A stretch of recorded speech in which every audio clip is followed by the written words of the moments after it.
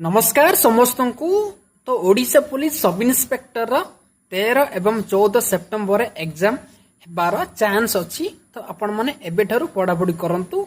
तो ओडिशा पुलिस ओपीआरबी तो नोटिस करछि समस्त को एसपी आईजी मान को जे Odisha police sub inspector SI रो एग्जाम हेबा पई तो सेप्टेम्बर 13 एवं 14 हेबा पई। कारण आपण मान जानी थिबे आरआई एआरआई अमीन आईसीडीएस ये सब एग्जाम कैंसल बा प्रिलिम पुणी थर हम आपण मैंने जानी थे।